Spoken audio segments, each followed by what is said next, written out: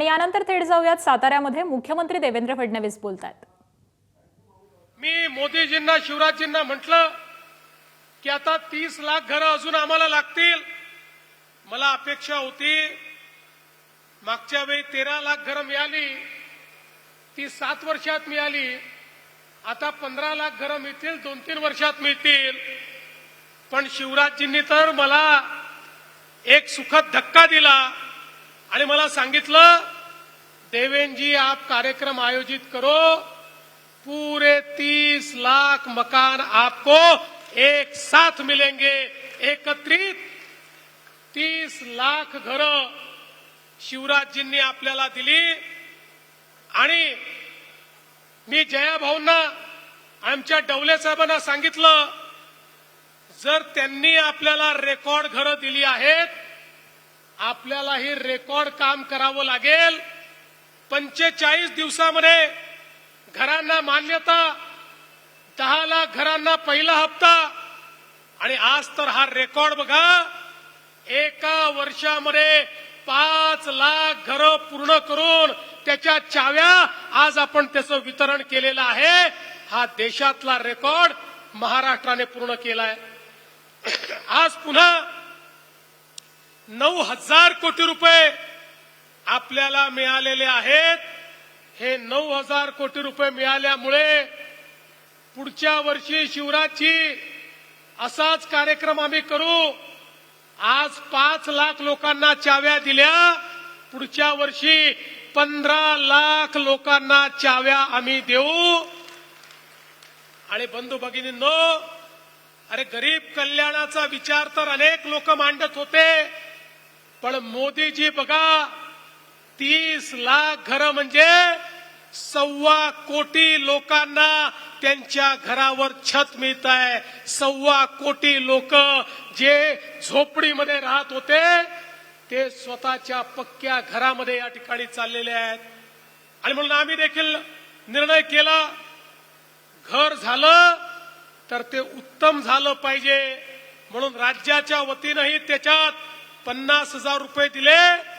आणि त्यासोबत हाही निर्णय घेतला, प्रधानमंत्री आवास योजनेच्या अंतर्गत ज्याला घर मिळेल त्याला जन्मभर इलेक्ट्रिसिटी फुकट मिळाली पाहिजे, म्हणून त्याला त्या ठिकाणी सोलर करता पैसे आम्ही देतो। त्याला कधीच इलेक्ट्रिसिटीचं बिल भरावं लागणार नाही। त्यामुळे गरीबाला त्या इलेक्ट्रिसिटीच्या पैशातनंही मुक्ती देण्याचं काम आपण केलेलं आहे।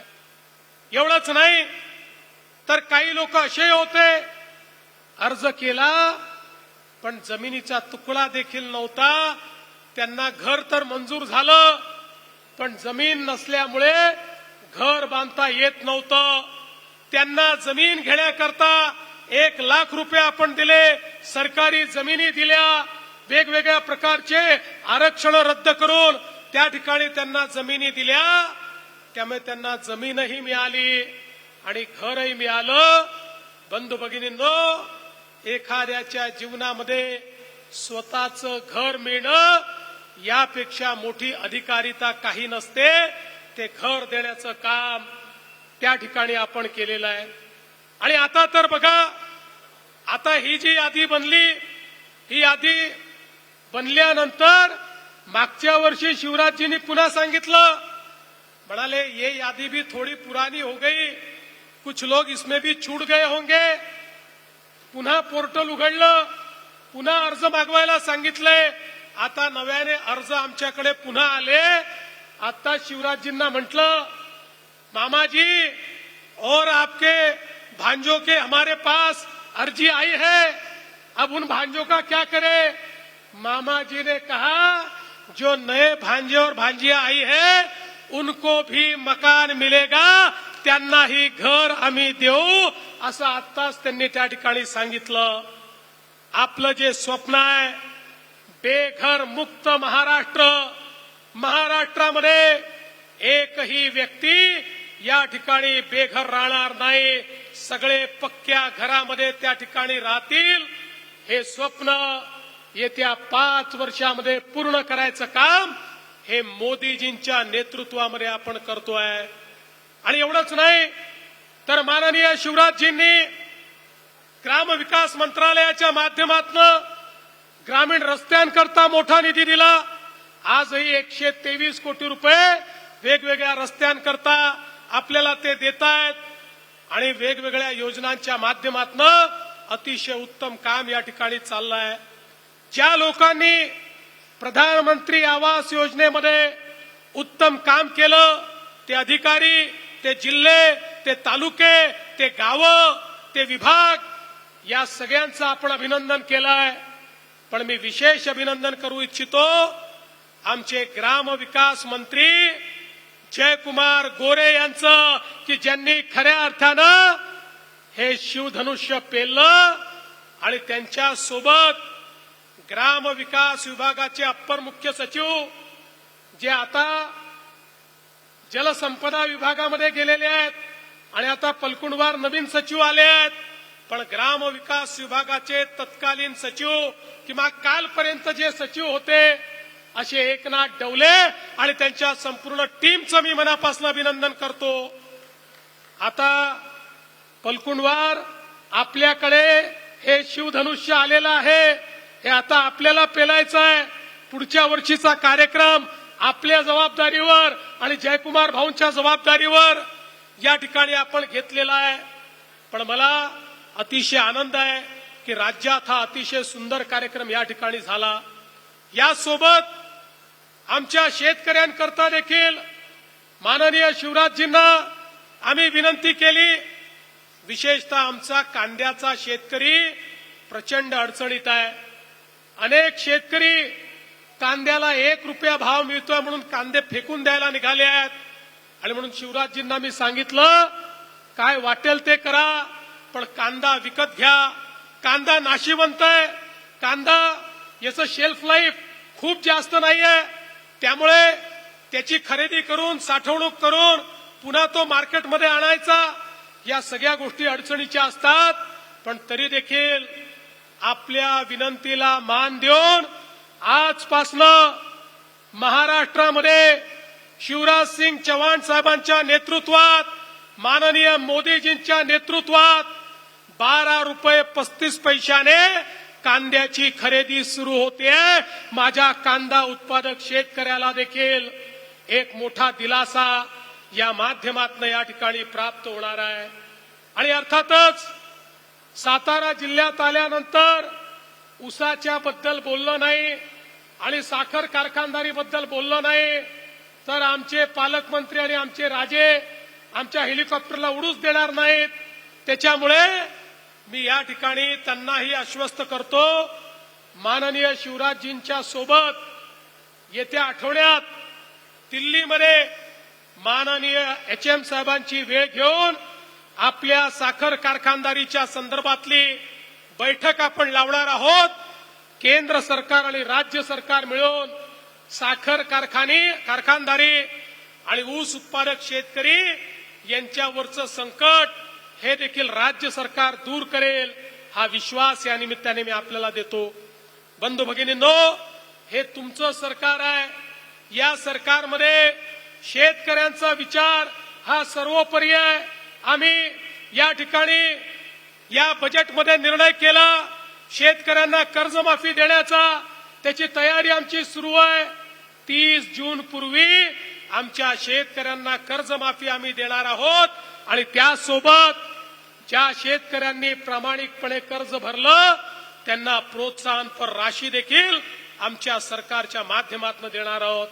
आणि यासोबत माझ्या एवढ्या लाडक्या बहिणी आहेत, मैं शिवराज जी आपको आश्वस्त करना चाहता हूं, आम्ही मागच्या 2 वर्षामध्ये 50 लाख लाडक्या बहिणींना लखपती दीदी केलाय.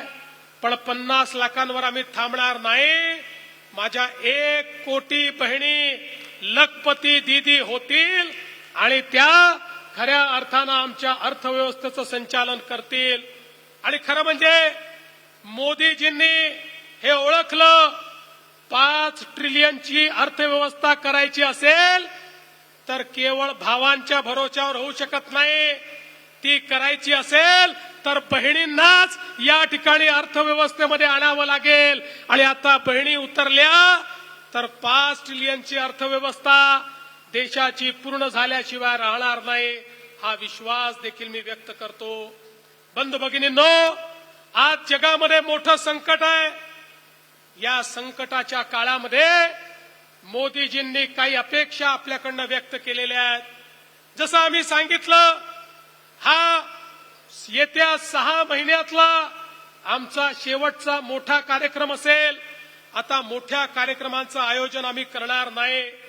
बंधू भगिनींनो, लक्षात घ्या, मोदीजी या ठिकाणी जे सांगतायत ते देशहिताकरता सांगतायत. आज आपण जर बघितलं तर जगभरामध्ये इंधनाच्या किमतीत किती वाढ झाली. अमेरिकेमध्ये 51% वाढ आहे, ब्रिटनमध्ये 22% वाढ आहे, फ्रान्समध्ये 25% वाढ आहे, जपानमध्ये 35% वाढ आहे, जर्मनीत 27% वाढ आहे, इस्रायलमध्ये 30% वाढ आहे, दक्षिण कोरियात 30% वाढ आहे, इटलीमध्ये 30% वाढ आहे, सिंगापूरमध्ये 30% वाढ आहे, पाकिस्तान सारख्या देशात 200% वाढ आहे. आणि आमच्याकडे मात्र मोदीजींनी मात्र 3.5% वाढ या ठिकाणी केलेली आहे. आणि ती देखील आता इतके दिवस तर ती वाढ त्यांनी होऊ दिली नाही. बंधू भगिनींनो, ज्यावेळी देश संकटामध्ये असतो, ज्यावेळी जगावर संकट असतं, अशा काळामध्ये माननीय प्रधानमंत्री महोदयांनी जर काही अपेक्षा व्यक्त केल्या, आपापल्या परीने आपण त्या अपेक्षेकृत काम करणं ही आपली जबाबदारी आहे. बंधू भगिनींनो, आपण देशभक्त आहोत आणि देशभक्ती ही अशा परिस्थितीमध्ये आपण किती देशाकरता त्याग करू शकतो याच्यावर अवलंबून असते. आणि फार मोठा त्याग हा काही मोदीजींनी अपेक्षितच केला नाही. या ठिकाणी परकीय चलन वाचवण्याकरता सोन्याची खरेदी नका करू, 6 महिने हे आपल्याला सांगितलेलं आहे. इंधन जेवढं वाचवता येईल तेवढं इंधन वाचवा हे आपल्याला सांगितलेलं आहे. आणि त्याकरता वेगवेगळ्या उपाययोजना आपल्याला सांगितलेल्या आहेत. अनिर्बद्ध पद्धतीनं खतांचा उपयोग करू नका हे आपल्याला सांगितलेलं आहे. या सगळ्या गोष्टी या करण्यासारख्या आहेत. आपण हे करू शकतो. केवळ 6 महिने करायचं आहे. 6 महिन्यामध्ये विश्वाची घडी चांगली झाली की या सगळ्या गोष्टी करण्याची आवश्यकता आपल्याला पडणार नाही. मला विश्वास आहे प्रत्येक देशभक्त भारतीय, आणि हा महाराष्ट्र तर छत्रपती शिवरायांचा महाराष्ट्र आहे. ज्या महाराष्ट्रामध्ये छत्रपती शिवरायांनी सांगितल्यानंतर आपला जीव देण्याकरता देखील त्या ठिकाणी आमचे मावळे तयार राहत होते. अशा या महाराष्ट्रामध्ये आपापल्या परीनं जे जे शक्य आहे ते करण्याचा प्रयत्न आपण सगळे मिळून करूया, हा विश्वास व्यक्त करतो.